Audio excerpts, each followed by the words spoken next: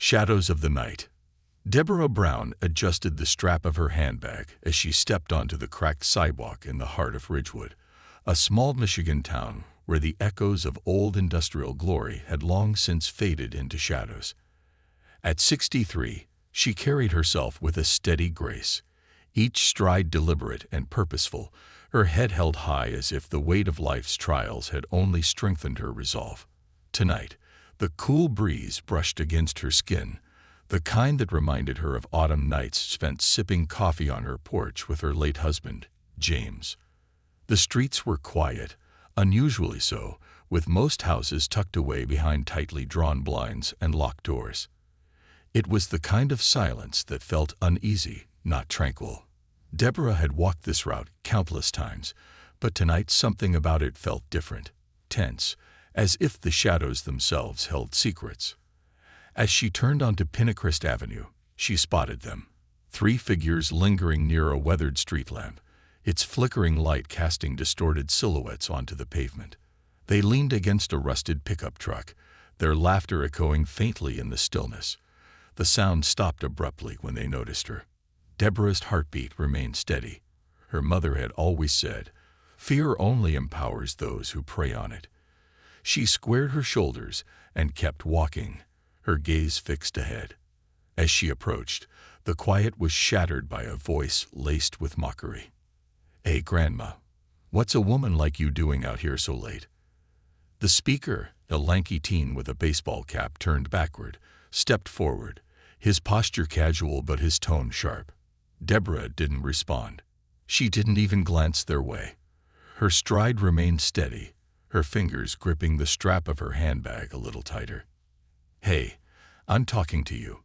Another voice chimed in, this one deeper and more aggressive. This boy, broader in build with a shaved head, smirked as he exchanged glances with the first. "She thinks she's too good for us, huh?" The third one added. He was the shortest, but what he lacked in height he made up for in bravado. He twirled a metal pipe in his hand, its dull gleam catching the streetlight. Deborah slowed her pace slightly, the sharp rhythm of her heels against the pavement now deliberate. The road ahead felt narrower, the air heavier. She turned her head just enough to meet their eyes, her expression calm, her voice steady. "I'm going home," she said simply. "And I suggest you boys find something better to do with your night." The words hung in the air, unexpected in their firmness.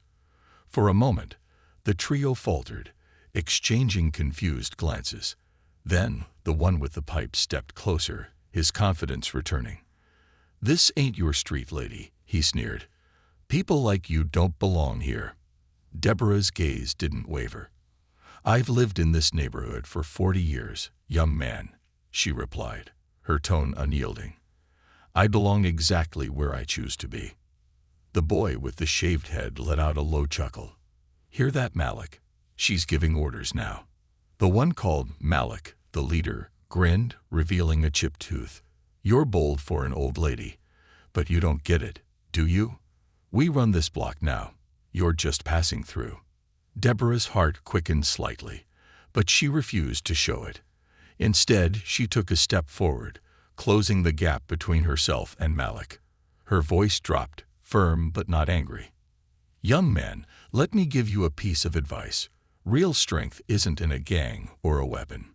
It's in knowing when to walk away." Malik's grin faded, replaced by a flicker of uncertainty. The other two shifted uncomfortably, their bravado faltering. But Malik wasn't ready to back down.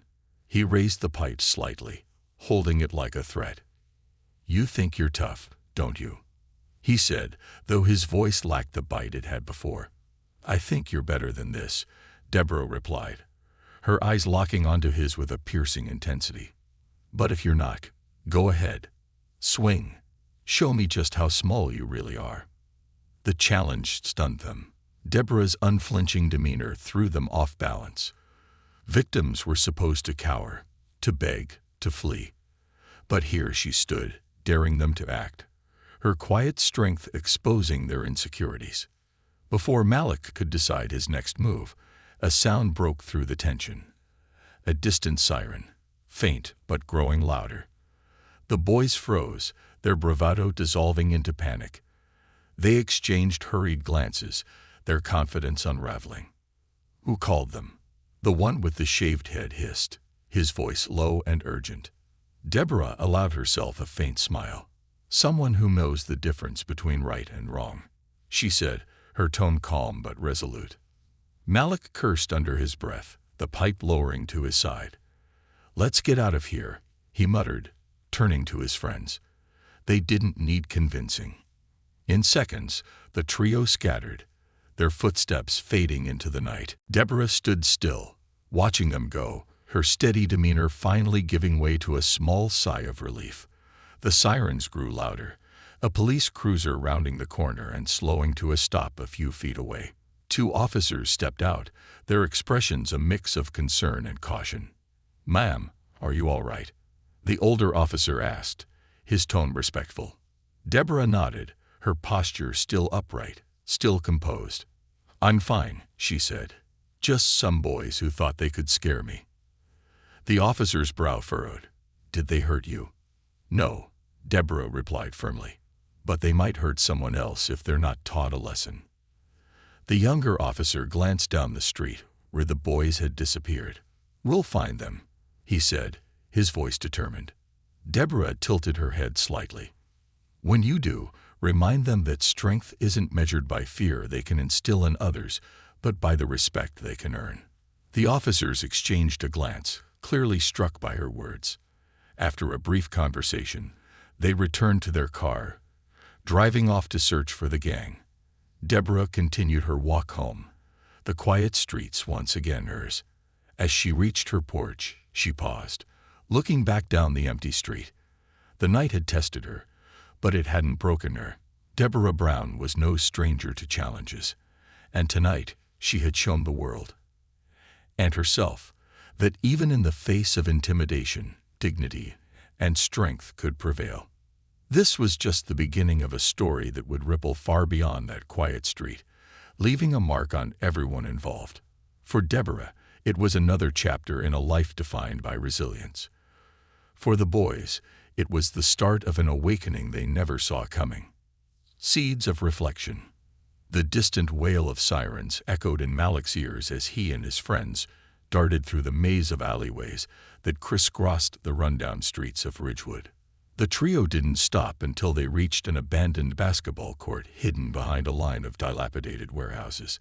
The chain-link fence surrounding it was rusted, and the once vibrant paint on the court had faded into muted tones of neglect. Malik leaned against the fence, panting, his chest heaving with exertion and adrenaline. His knuckles still gripped the metal pipe, though its weight now felt heavier than it had minutes earlier. The other two, Tyrone, the tall one, and Jamal, the wiry boy in the hoodie, slumped onto the cracked asphalt, their faces marked by confusion and unease. "That was too close," Jamal muttered, his voice shaky. He pulled the hood of his sweatshirt tighter around his head, as if it could shield him from the reality of what had just happened. "We could have been arrested." Malik didn't respond immediately. He stared at the pipe in his hand, his grip tightening before he flung it across the court in frustration. The clang of metal against concrete echoed, breaking the silence. He turned to his friends, his expression hard but uncertain. "She called the cops," he said, his voice low and edged with anger. "She set us up." Tyrone shook his head, his lanky frame still hunched over. "No, man, she didn't call nobody. She didn't even pull out her phone. Someone else must have seen us." "Does it matter?" Jamal snapped. "We got lucky this time. But that old lady, she wasn't scared. Not of us. Not of you, Malik." Malik's jaw clenched at the words. The memory of Deborah's unwavering gaze burned in his mind. He had faced plenty of people in his time, most of them quick to cower or beg when confronted. But this woman, she was different. She hadn't flinched, hadn't pleaded, hadn't even raised her voice. She'd stood there, calm and resolute, and in doing so, she had made him feel small. She was just putting on a show, Malik said, more to himself than his friends. Trying to act tough. Jamal scoffed. "You sure about that?"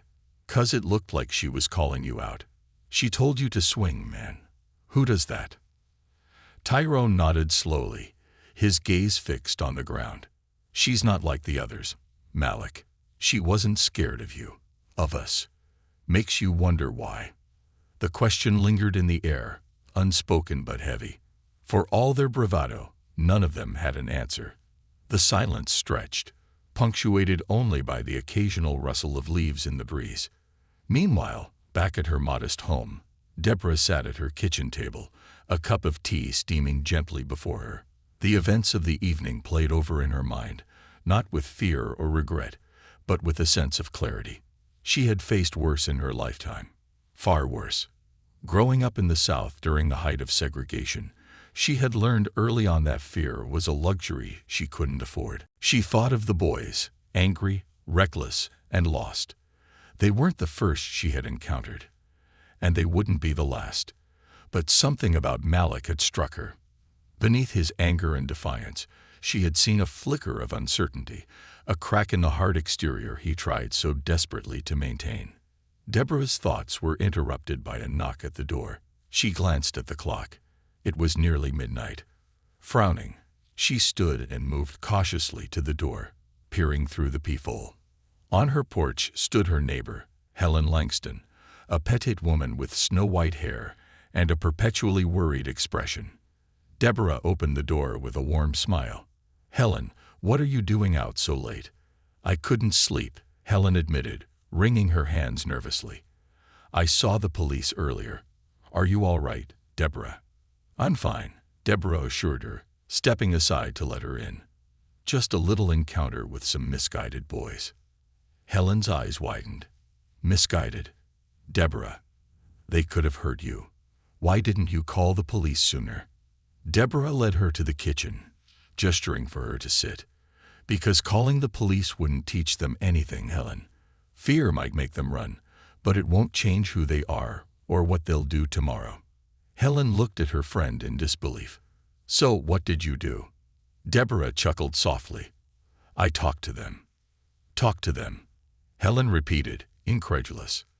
"Deborah, you're braver than I'll ever be." Deborah shook her head.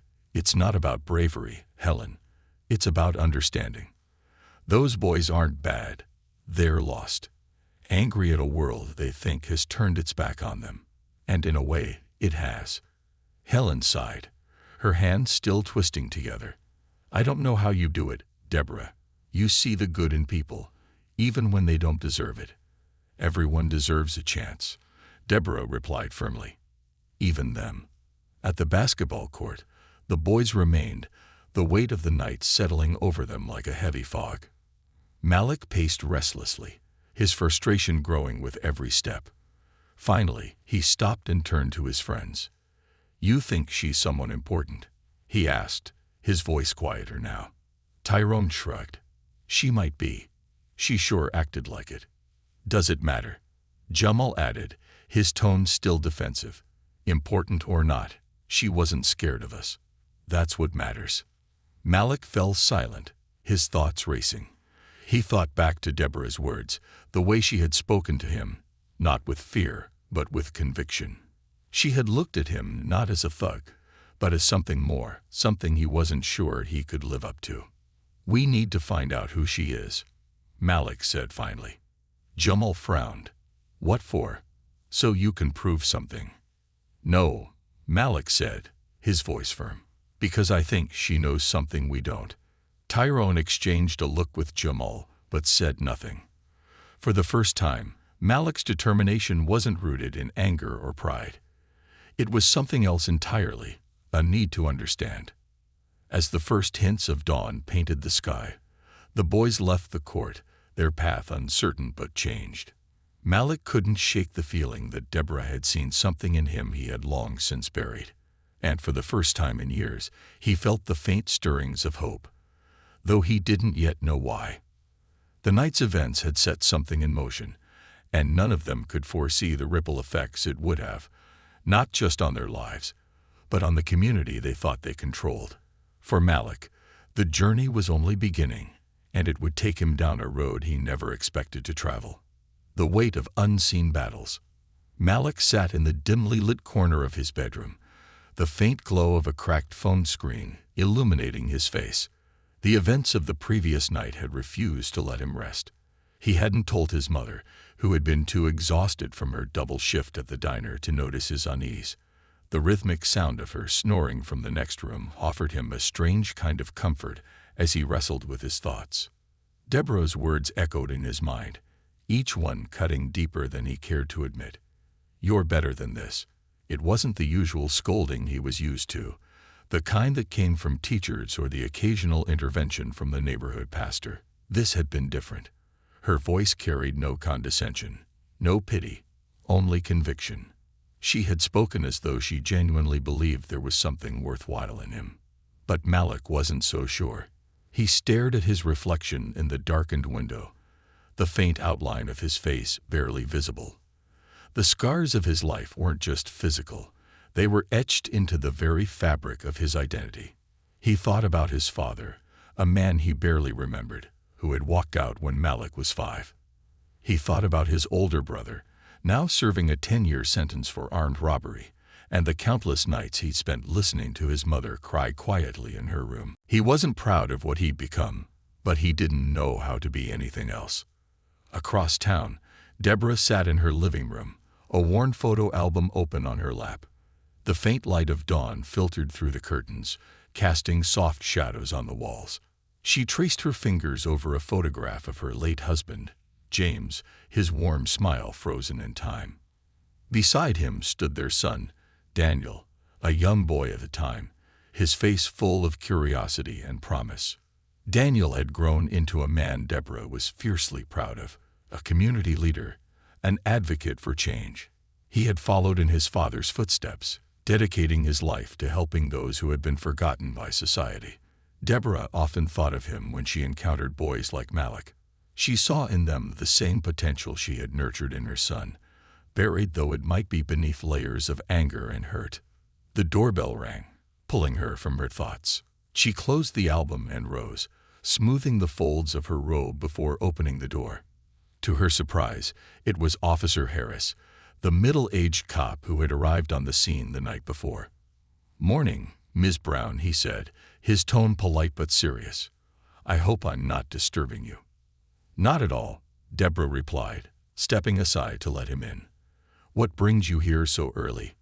Harris removed his cap, holding it in his hands as he spoke. "I wanted to follow up about last night. We picked up those boys a few blocks away. Didn't charge them with anything. Just gave them a warning and let them go. But I thought you'd want to know." Deborah nodded, her expression calm. "Did they say anything?" Harris hesitated. "The ringleader, Malik, I think his name is. He didn't say much. But the younger one, Jamal, he mentioned something interesting. Said you looked at them different. Like you weren't afraid, but you weren't angry either. That stuck with me." Deborah smiled faintly. "Fear doesn't solve anything, officer. Neither does anger. Those boys don't need another person shouting at them. They need someone to see them." Harris sighed, running a hand over his face. "You've got more patience than most, Ms. Brown, but I don't know if those kids can be reached. They've got a lot stacked against them." "So did I," Deborah replied softly. "But someone reached me." Harris looked at her, his expression softening. "Well, if anyone can get through to them, it's probably you." Later that morning, Malik found himself wandering aimlessly through the neighborhood.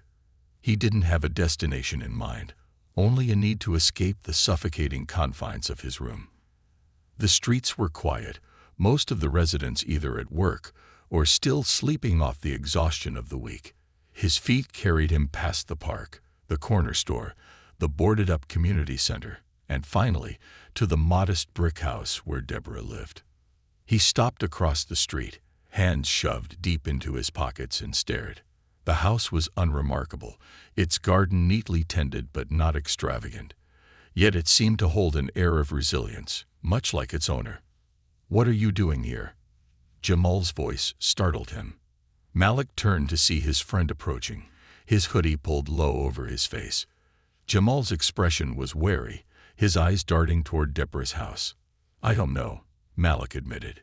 Just thinking. Jamal frowned. Thinking about what? That old lady? She's not worth it, man. Let it go. Malik shook his head. She's different, Jamal. The way she talked to us, she wasn't scared. And she knew my name. How'd she know that? Jamal shrugged. Maybe she's connected. I don't know. But who cares? We got lucky last night. Let's not push it. Malik didn't respond. He felt a pull, a need to understand who Deborah was and why she had looked at him the way she did, not with fear or judgment, but with something he hadn't seen in a long time. Hope. Inside her home, Deborah was preparing to leave for the community garden, where she volunteered on Saturdays. The garden was her sanctuary, a place where she could nurture life and find peace amidst the chaos of the world. As she grabbed her hat and gloves, she paused, sensing a presence outside. Peering through the curtains, she spotted Malik and Jamal across the street.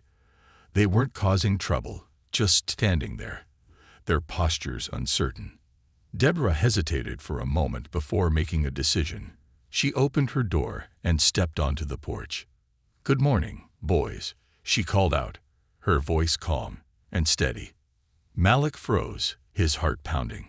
He hadn't expected her to notice them, let alone greet them. Jamal muttered a curse under his breath, pulling his hood tighter. "Why don't you come over here?" Deborah continued, her tone leaving no room for argument. Malik hesitated, glancing at Jamal, who shook his head vehemently, but something in Deborah's gaze drew him in. Against his better judgment, he crossed the street, Jamal reluctantly following. Deborah met them at the edge of her yard, her expression kind but firm. "I see you found your way back to my street," she said.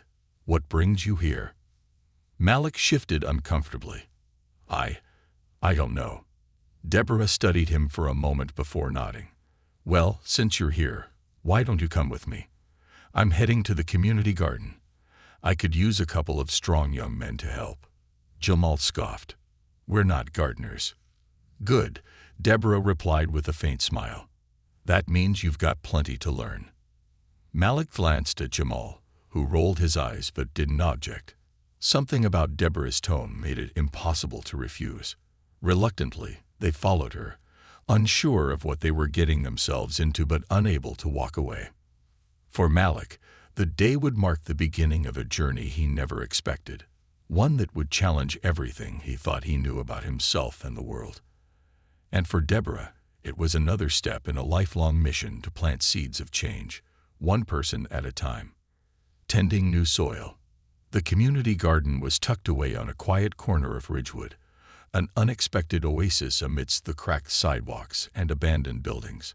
Rows of raised beds stretched across the lot, overflowing with lush green kale, vibrant tomatoes, and sunflowers that stood tall against the backdrop of the early morning sky. A hand-painted sign at the entrance read, "Ridgewood Grows, a place for everyone." As Deborah led Malik and Jamal through the garden gates, she noticed their skeptical expressions. Jamal lagged behind, kicking at loose stones on the path, while Malik's hands stayed buried in his pockets, his eyes darting around as though searching for an escape route. "This is it," Jamal muttered, his tone dripping with sarcasm. "A bunch of plants." Deborah turned to him, her expression serene, but her eyes sharp. "It's more than plants. It's life, growth, and community. And today, you're going to help keep it thriving." Malik frowned. "We didn't come here to work." "No," Deborah agreed. "You came here because you didn't know where else to go. But since you're here, you might as well make yourself useful." Jamal opened his mouth to retort, but the firmness in Deborah's voice silenced him. She handed them each a pair of gloves and pointed to a section of the garden where weeds had begun to creep between the rows of lettuce. "Start there," she instructed. "Pull the weeds from the roots and make sure you don't damage the plants." Jamal rolled his eyes but crouched down reluctantly, tugging half-heartedly at a patch of weeds. Malik hesitated before kneeling beside him, his movements stiff and unsure. Deborah watched them for a moment, then walked away to tend to another part of the garden. giving them space to work without feeling scrutinized. The morning sun climbed higher as Malik and Jamal worked, the initial awkwardness between them replaced by a shared grumbling about the heat, the dirt, and the sheer monotony of pulling weeds. But as the minutes turned to hours, a strange rhythm began to emerge. Malik found himself focusing on the task, the repetitive motion of pulling and discarding weeds oddly soothing. "She's really got us out here gardening," Jamal muttered, shaking his head. "Like we're some kind of Boy Scouts or something." Malik didn't respond immediately. Instead, he stared at the roots of a particularly stubborn weed, the way they clung to the soil, refusing to let go. He thought about Deborah's words from the night before. Real power doesn't come from fear. It comes from being better than this. "Maybe it's not so bad," he said finally, surprising himself as much as Jamal. Jamal shot him a skeptical look. "You serious?" Malik shrugged, tossing the weed aside.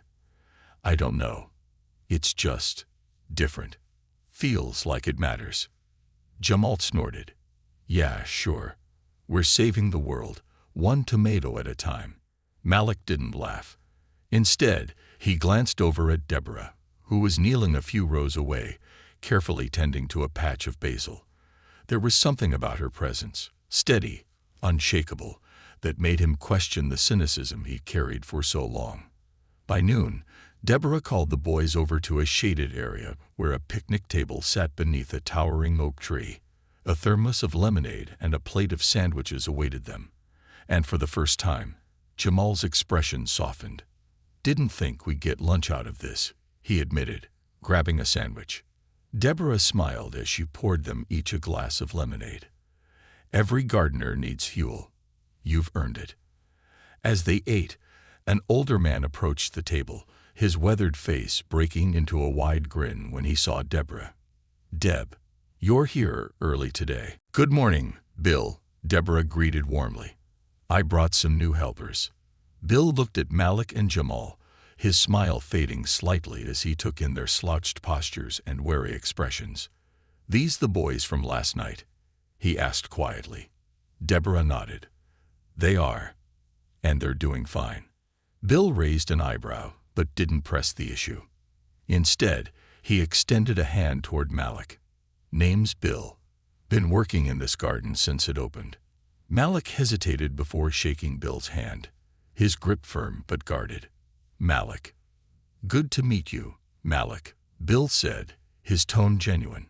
"You keep coming back. You might just find you like it here." Jamal snorted, but Deborah shot him a warning glance. "Respect goes both ways, Jamal," she said firmly. "Bill's earned it." Jamal muttered an apology under his breath, and Deborah turned back to Malik. "What do you think of the garden so far?" Malik looked down at his empty plate, then out at the rows of plants swaying gently in the breeze. "It's different," he admitted. "Quiet." "Quiet can be good," Deborah said. "It gives you space to think. And sometimes, thinking is the first step to changing." Malik frowned, the weight of her words settling on him. He didn't know what he wanted to change, or if he even could. But for the first time in a long time, the idea didn't seem so far-fetched. After lunch, Deborah led the boys to a small shed at the edge of the garden. Inside, shelves were lined with tools, seeds, and neatly labeled jars of soil samples. She pulled out a tray of seedlings and handed it to Malik. "These are peppers," she explained. "Your job is to plant them in that empty bed over there. Make sure they're spaced evenly, and don't bury them too deep."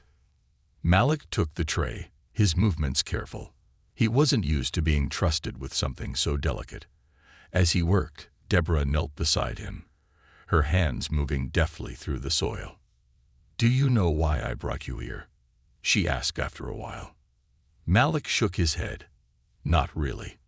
"Because I see potential in you," she said simply. "You're stronger than you realize, Malik. Smarter, too. But strength and smarts don't mean much if you don't use them for something good." Malik looked up at her, startled by the sincerity in her voice. "I don't know how to do that." Deborah smiled gently. "That's why you're here." This garden isn't just about growing plants. It's about growing people. And if you're willing to try, I'll help you figure it out." Malik didn't know what to say. For so long, he had believed that his life was already written, that he was destined to follow the same path as his brother, his father, and so many others in his neighborhood. But Deborah's words planted a seed of doubt in that belief, a seed he wasn't sure he wanted to uproot. As the sun began to set, casting the garden in hues of gold and amber, Malik stood back to admire the bed of peppers he had planted. It wasn't perfect, but it was his, and for the first time in a long time, he felt a flicker of pride. "Good work," Deborah said, her voice warm with approval. "You've done something real today, Malik. Remember that." As Malik and Jamal walked home that evening, the silence between them was different, not awkward, but thoughtful. Malik's mind raced with possibilities he hadn't dared to consider before, and though he didn't know what the future held, he felt a glimmer of hope for the first time in years. The garden had begun to change him, though he couldn't yet see how deeply its roots would grow. Roots of redemption. The following weeks brought a strange new rhythm to Malik's life. What had begun as an impulsive curiosity became a quiet routine. Each morning, he would walk past the cracked pavement and graffiti-stained walls of his neighborhood to reach the community garden. Sometimes Jamal tagged along, grumbling under his breath, but Malik noticed his friend's complaints had grown quieter as the days passed. For Malik, the garden had become a haven, a place where time slowed, where the world's chaos seemed to fade into the background. The act of working with his hands, of nurturing something fragile and watching it grow, gave him a sense of purpose he hadn't known he was missing. Deborah was always there, her steady presence a constant source of encouragement. She never scolded or lectured. Instead, she guided him with patience, offering quiet wisdom that seemed to take root in his mind long after the day's work was done. One sunny afternoon, as Malik planted marigolds along the edge of the garden, he heard footsteps behind him. Turning, he saw Deborah approaching with a small group of children, their excited chatter filling the air. They ranged in age from 5 to 10, their tiny hands clutching watering cans and spades. "These are some of the kids from the after-school program," Deborah explained. "They come here once a week to learn about gardening." Malik nodded, watching as the children scattered across the garden, their laughter brightening the space. One little boy, no older than 6, approached him shyly, holding a tiny pot with a single sprout. "Can you help me plant this?" the boy asked, his voice barely above a whisper. Malik hesitated, unsure of how to respond. But when he saw the boy's hopeful eyes, he found himself kneeling beside him. "Sure," he said, his voice gentler than he expected. "Let's do it together." As they worked, the boy introduced himself as Caleb and explained that the sprout was a sunflower he had grown from a seed. Malik listened quietly, nodding as Caleb described how he watered it every day and kept it by his window to get enough sunlight. "You did a good job," Malik said when they finished planting the sunflower. "It's going to grow tall." Caleb beamed, and for the first time, Malik felt a sense of pride not just in himself, but in helping someone else. It was a feeling he couldn't quite name, but he liked it. Later that evening, as the sun dipped below the horizon, Deborah found Malik sitting on a bench near the edge of the garden.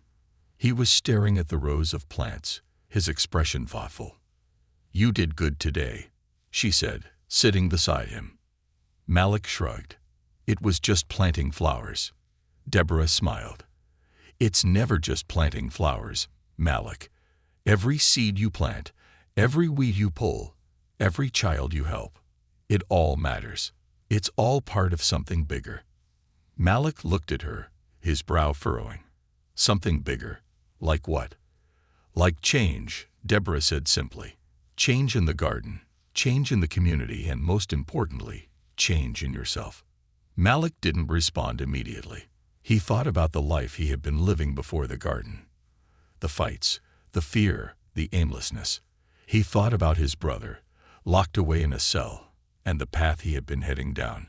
And for the first time, He wondered if he could be something different, something better. "You really think I can change?" he asked, his voice quiet. "I don't think it," Deborah said firmly. "I know it. But change isn't easy, Malik. It takes work, patience, and the willingness to see yourself not as who you were, but as who you can be."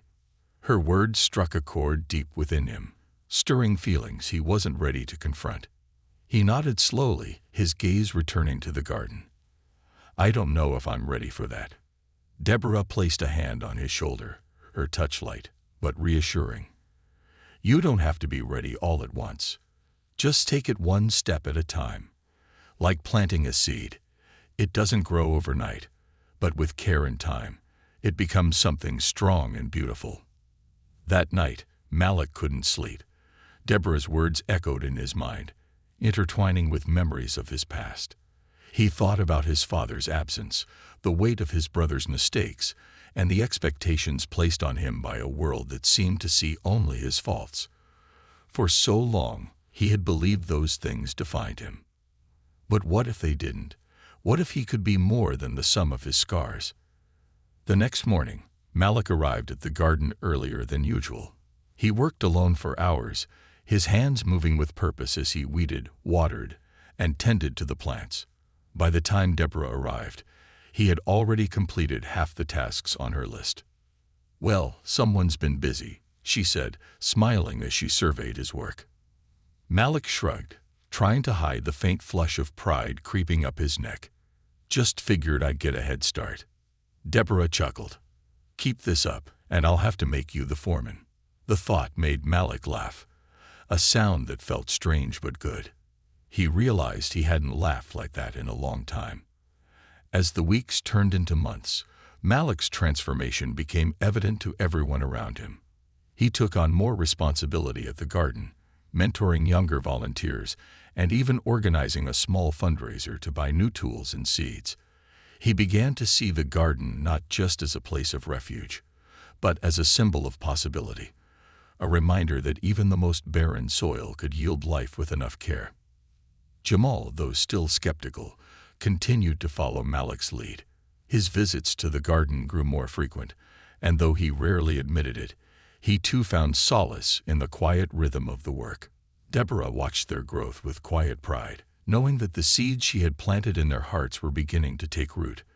For Malik, the journey was far from over, but he was beginning to see himself not as the boy who had once wielded a pipe in anger, but as a man who could wield hope instead.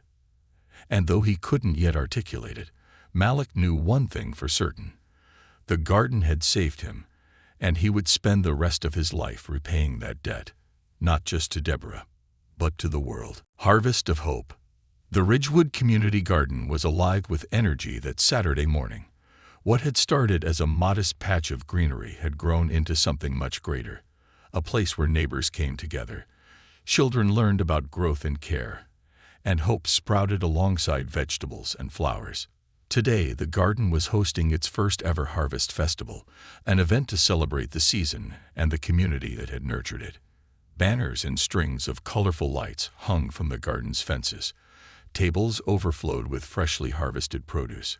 Vibrant tomatoes, golden squash, bundles of herbs tied with twine. Volunteers bustled about, setting up booths for games, crafts, and food.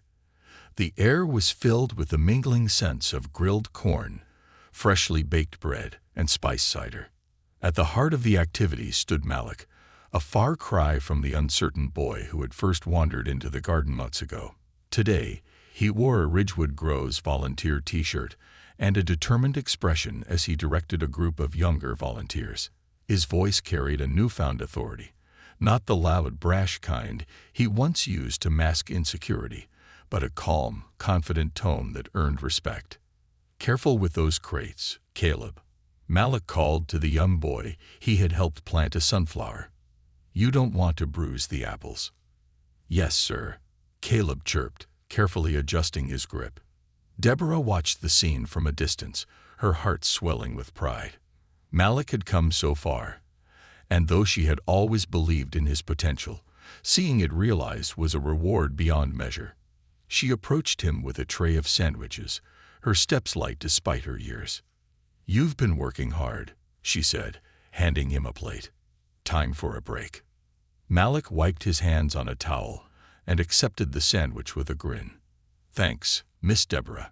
Just want to make sure everything's perfect." "It already is," she assured him. "Not because of the decorations or the food, but because of the people. You've done more for this garden and this community than you realize." Malik looked down at the sandwich, his smile fading into something more introspective. "I didn't think I'd ever be the kind of person who could make a difference." Deborah placed a hand on his shoulder. "That's because you were looking at yourself through the wrong lens. You've always had the strength and heart to make a difference. You just needed to see it." As the festival began, the garden filled with families, neighbors, and curious visitors. Children raced between rows of plants, their laughter ringing through the air. Seniors from the local community center sat under the shade of the oak tree, sipping lemonade and reminiscing about how the garden had transformed the neighborhood. Booths bustled with activity as volunteers shared recipes, sold handmade crafts, and handed out packets of seeds to encourage gardening at home. Jamal lingered near a booth, his usual skeptical expression softened by the atmosphere. A group of kids crowded around him as he demonstrated how to tie a trellis for climbing plants. Though he grumbled about being roped into helping, his careful instructions and the smiles on the children's faces told a different story. For Malik, the festival was more than just an event. It was a testament to how far he had come. He moved through the crowd with ease, greeting familiar faces and welcoming newcomers. People treated him with respect, not because of fear or reputation, but because of the work he had done and the person he had become. As the sun dipped lower, casting the garden in warm golden light, the crowd gathered near the center for the day's main event, the unveiling of a new mural painted on the side of the garden's storage shed. The mural depicted scenes of growth and unity: hands planting seeds, children playing, and a vibrant tree with deep roots and outstretched branches. Malik stood beside Deborah as the cover was pulled away, revealing the artwork to cheers and applause. For a moment, he was overwhelmed. This wasn't just a celebration of the garden. It was a celebration of the community's resilience and the possibilities that had emerged from what once seemed like barren soil. Deborah leaned closer to him, her voice barely above a whisper. "That tree in the mural, it's you, Malik. Strong roots, growing taller every day." Malik swallowed hard, his throat tight with emotion. He had never thought of himself as strong, but now, looking at the mural and the crowd around him, he began to believe it. As the festival wound down, Malik found himself sitting on the same bench where he had spoken with Deborah months ago. The garden was quieter now, the booths packed up, and the lights casting soft glows over the empty tables. Jamal sat beside him, uncharacteristically silent. "You really stuck with this," Jamal said finally, breaking the silence. "Didn't think you would." Malik shrugged, a small smile playing at his lips. "Didn't think I would either. But it feels different here. Feels like I'm actually doing something that matters." Jamal nodded, his gaze distant. "It's good, man. You're good." Malik looked at his friend, surprised by the sincerity in his voice. For all their shared history, they rarely talked about anything deeper than the surface. But in that moment, Malik realized that his own growth had started to ripple outward, touching those around him. "You should come more often," Malik said. "It's not so bad once you get used to it." Jamal smirked. "Don't push your luck." As Malik walked home that night, the air cool and quiet, he thought about the journey that had brought him here. The garden had taught him more than how to grow plants. It had taught him how to grow himself, to see beyond the limits he once believed defined him. He wasn't perfect. There were still moments of doubt, still days when the weight of his past threatened to pull him back. But now he had something stronger than fear or anger to hold on to: hope. And as he passed the darkened streets of Ridgewood, he felt a quiet determination growing within him. The garden had saved him, but it wasn't just his salvation, it was his responsibility. He would nurture it, protect it, and use it to help others find their way, just as Deborah had helped him. Because Malik had learned one of life's greatest truths: even the most barren soil can yield a harvest of hope, if only someone cares enough to plant the seeds. Malik walked into his home, the faint creak of the front door echoing through the quiet space. His mother, seated at the small kitchen table with a steaming cup of tea, looked up from her newspaper. Her eyes softened when she saw him, and a smile spread across her tired face. "You're home late," she said, gesturing for him to sit. Malik shrugged and dropped into the chair opposite her. "The festival went longer than I thought." "It was good. A lot of people showed up." His mother tilted her head, studying him closely. "You've been spending a lot of time at that garden. I can see it's doing something for you." "It's not just the garden," Malik said, his voice thoughtful. "It's Miss Deborah. She sees something in me. Like I'm not just some kid from the block to her. She thinks I can actually be somebody." His mother reached across the table, taking his hand in hers. Her fingers were rough from years of hard work, but her touch was warm and steady. "You've always been somebody, Malik. You just needed to see it for yourself." Malik felt a lump rise in his throat, but he nodded. For years, he had felt invisible, trapped by the expectations of a world that saw him only as a statistic. But now, for the first time, he was starting to believe in something more. The following week, Deborah called Malik and Jamal to the garden earlier than usual. When they arrived, she was waiting with 2 other volunteers and a stack of flyers. "What's all this?" Malik asked, eyeing the pile curiously. "We're expanding," Deborah announced with a smile. "The garden has been such a success that the city council approved funding for a second one on the other side of town. We're looking for people to help run it." Jamal raised an eyebrow.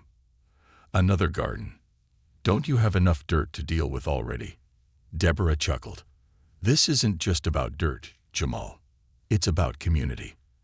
And I was thinking you boys might want to take the lead on this one." Malik's eyes widened. "You're serious?" "As serious as those tomatoes you've been growing," Deborah replied. "You've proven you can handle responsibility.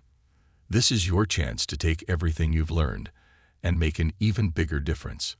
Malik exchanged a glance with Jamal, whose expression wavered between skepticism and intrigue. Malik's heart raced at the thought.